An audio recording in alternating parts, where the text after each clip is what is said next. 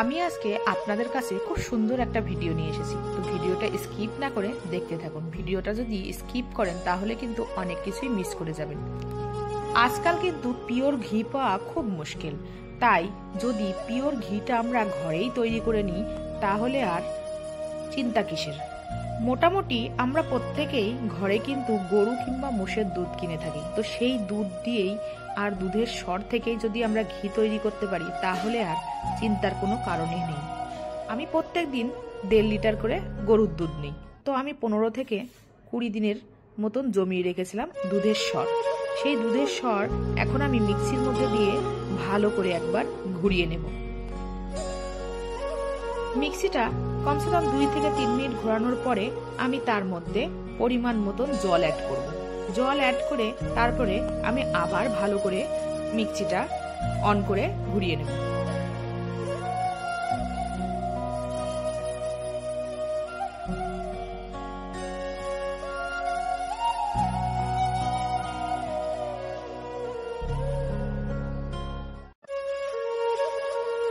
তারপরে দেখুন কত সুন্দর করে মাখনটা উঠে গেছে।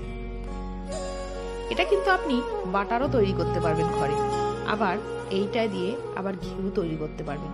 তো দেখুন এত সুন্দরভাবে, আর কোনো ঝঞ্ঝট নাই, খুব সুন্দরভাবে বাটারটা উঠে আসে।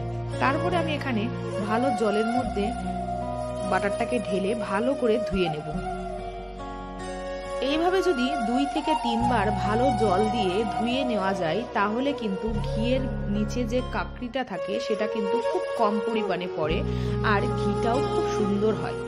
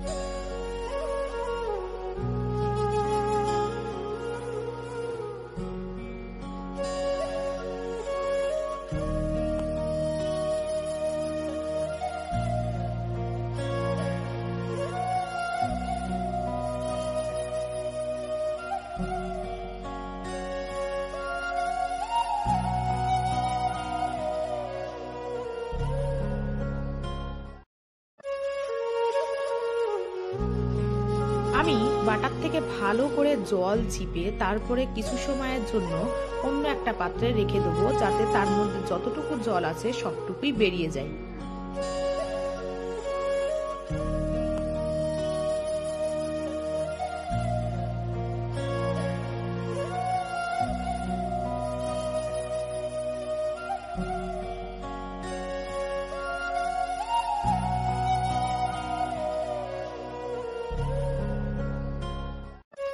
তারপরে কড়াইতে দিয়ে আপনি ভালো করে খুন্তি দিয়ে নাড়াচাড়া করে ধীরে ধীরে জাল দিতে হবে।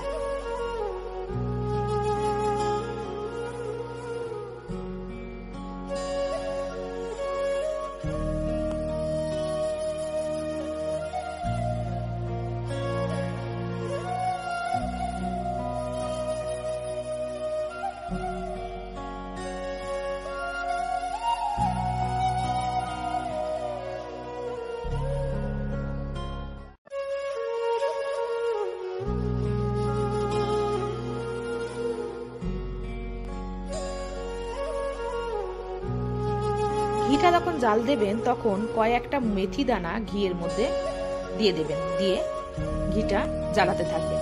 তাহলে দেখবেন ঘিয়ের খুব সুন্দর একটা সুগন্ধ আসে।